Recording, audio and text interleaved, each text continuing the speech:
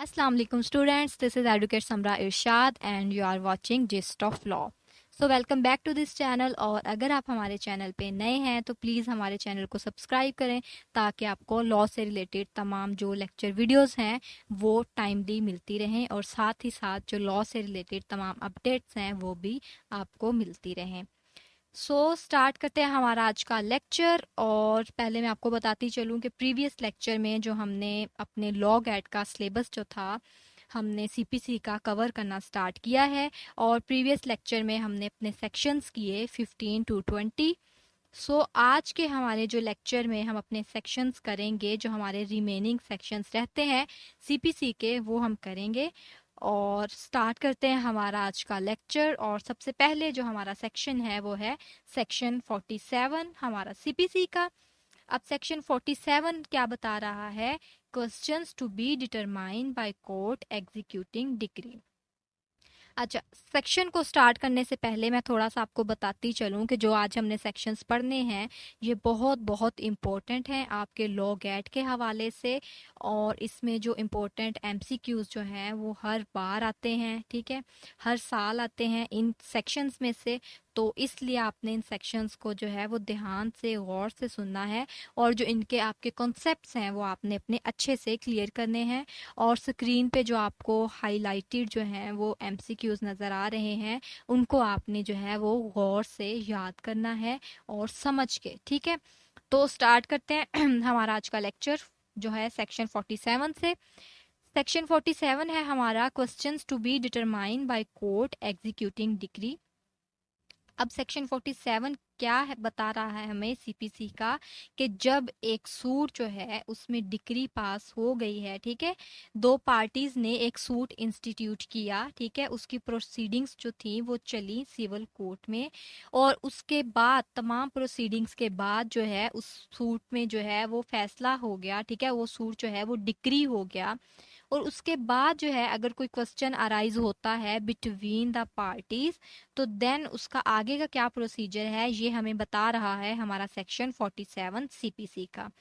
अब इसमें क्या बताया गया है कि एनी क्वेश्चन, ठीक है, स्टार्ट में इसकी क्लॉज 1 है हमारी सेक्शन 47 की, all questions arising between the parties, ठीक है, to the suit in which the decree was passed, कि ऐसा सूट जिसमें जो है वो डिक्री पास हो चुकी है तो उसमें अगर बिटवीन द पार्टीज, ठीक है, और देयर रिप्रेजेंटेटिव्स या फिर उनके रिप्रेजेंटेटिव्स जो हैं, ठीक है, जो उनके बिहाफ पे आए हैं, तो उनके दरमियान अगर कोई क्वेश्चन अराइज होता है। अब वो क्वेश्चन किस चीज से रिलेटेड है? यहाँ पे 3 चीजें दी गई हैं। मोस्ट इम्पोर्टेंट जो आपका है वो एमसीक्यूज है, यहाँ से हर साल बनता है।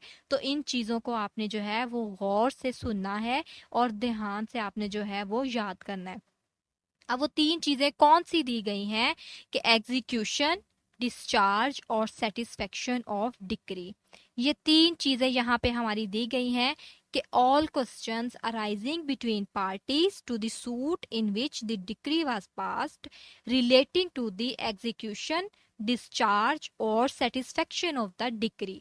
ठीक है, कि यहाँ पे 3 चीजें आ गई, बार बार आपको मैं बता रही हूँ, एग्जीक्यूशन, डिस्चार्ज और सेटिस्फेक्शन ऑफ डिक्री। इन 3 चीजों से रिलेटेड अगर जो है वो पार्टीज हैं उनके दरमियान कोई क्वेश्चन अराइज हो रहा है after the decree passed, then क्या होगा?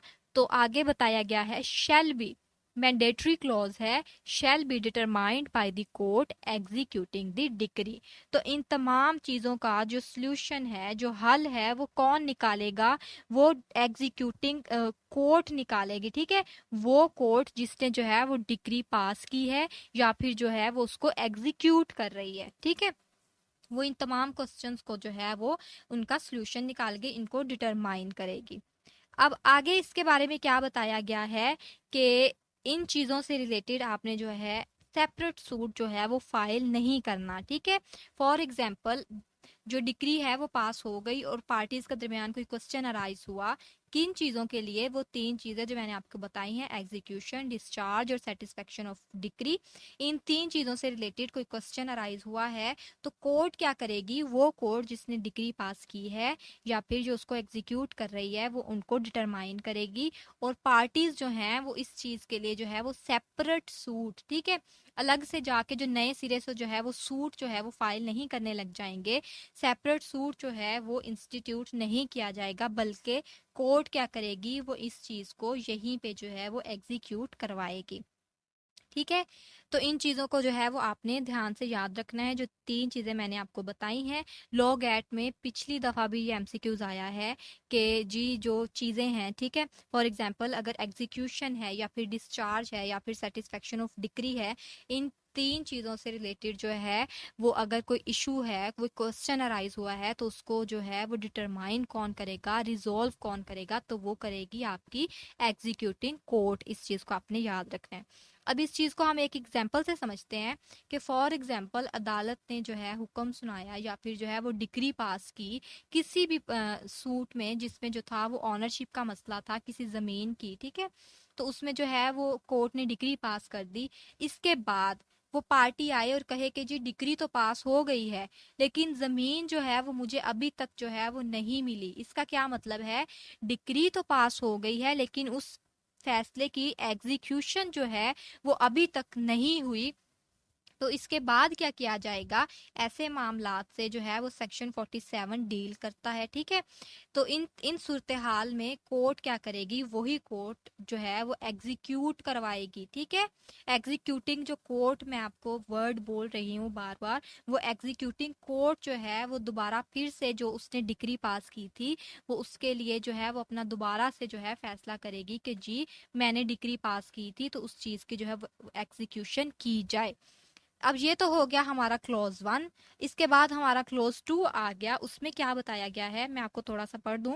द कोर्ट में subject to any object objection as to limitation or jurisdiction treat a proceeding under this section is a suit or a suit as a proceeding। अब simple सी बात आपको बताती हूँ कि इसमें क्या बताया गया है कि कोर्ट की डिस्क्रिशन है, कोर्ट के पास ये पावर है कि अगर तो जो क्लॉज 1 में हमने जो चीजें डिस्कस की हैं कि जो 3 चीजें थी एग्जीक्यूशन, डिस्चार्ज और सेटिस्फेक्शन ऑफ डिक्री से रिलेटेड कोई क्वेश्चन अराइज होता है, कोई इशू आ जाता है बिटवीन द पार्टीज, तो उसके लिए ये कोर्ट के पास डिस्क्रिशन है कि वो उसको या तो एज अ यूजुअल प्रोसीडिंग ले या फिर उसको एज अ सेपरेट जो है वो सूट कंसीडर करे। ये है कोर्ट की डिस्क्रिशन, ये कोर्ट की मर्जी है कि उसको या तो सेपरेट सूट के तौर पे डील करे या फिर उसको एज अ प्रोसीडिंग लेके चले, उसकी एग्जीक्यूशन करवाए। और इसमें एक इम्पॉर्टेंट चीज दी गई है, if necessary order payment of any additional court fees, कि जो कोर्ट है अगर उसको ज़रूरत पड़े या अगर उसको लगे कि ये ज़रूरी है तो वो क्या कर सकती है? वो सेपरेट कोर्ट फीस या फिर एडिशनल कोर्ट फीस के लिए भी ऑर्डर जो है वो जारी कर सकती है। अब ये तो हो गया हमारा सेक्शन 47। बार बार आपको बता रही हूँ कि सेक्शन 47 बहुत इंपॉर्टेंट है, ठीक है, बल्कि जो हमने आगे तमाम सेक्शंस डिस्कस करने हैं वो सब के सभी हमारे बड़े इंपॉर्टेंट हैं। तो इसको आपने ज़रा ध्यान से पढ़ना है, और इसमें सबसे इम्पोर्टेंट चीज़ जो आपने पढ़नी है वो यही पढ़नी है कि फॉर एग्जांपल अगर क्वेश्चन अराइज होता है बिटवीन द पार्टीज किन चीज़ों से रिलेटेड, एग्जीक्यूशन के लिए या फिर डिस्चार्ज के लिए या फिर सेटिस्फेक्शन ऑफ डिक्री के लिए, तो इन चीज़ों को कौन डिटरमाइन करेगा? वो आपकी एग्जीक्यूटिंग कोर्ट जो है वो डिटरमाइन करेगी। दूसरी चीज इस सेक्शन में ये बताई गई कि जो कोर्ट है ये उसकी डिस्क्रिशन है कि जी वो उसको एज अ प्रोसीडिंग भी लेके चल सकते हैं या फिर उसको एज अ सूट भी लेके चल सकते हैं, लेकिन जो पार्टी है वो उसको एज अ फ्रेश सूट जो है वो इंस्टीट्यूट नहीं कर सकती, नए सिरे से जो है नया सूट इंस्टीट्यूट नहीं कर सकती, ठीक है। ये था हमारा सेक्शन 47। इसके बाद हमारा सेक्शन आ गया 75। बहुत बहुत इजी हमारा सेक्शन है, ठीक है, और इम्पोर्टेंट भी है, ठीक है। हर बार इसमें से एक क्वेश्चन लाजमी आता है, और जो हमारा लॉ गैट का टेस्ट हुआ है 24 जुलाई को, उसमें जो है वो इसमें से एमसीक्यूज आया हुआ था। अब हम डिस्कस करते हैं सेक्शन 75 को। इसमें क्या बताया गया है? Power of court to issue commissions, ठीक है। अब कमीशन का क्या मतलब है?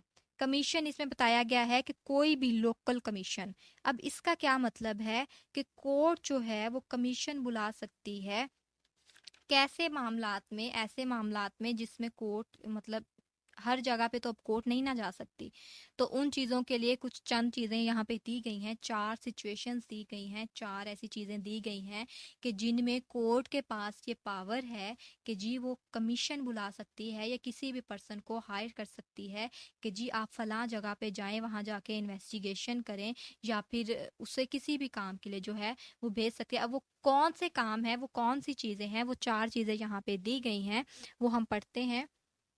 Subject to such conditions and limitations as may be prescribed, the court may issue a commission। ठीक है, कोर्ट कमीशन बुला सकती है, लोकल कमीशन। ठीक है, किन चीज़ों के लिए? To examine any person. ठीक है, कि अगर किसी पर्सन का कोई बयान वगैरह रिकॉर्ड कराना है तो उसके लिए जो है उसको एग्जामिन करना है किसी भी पर्सन को, तो उसके लिए क्या कर सकती है? लोकल कमीशन जो है वो बुला सकती है कि किसी भी पर्सन को है वो भेज सकती है कि जी आप जाएं और फलां बंदे का जो है वो आप बयान रिकॉर्ड करके लाएं।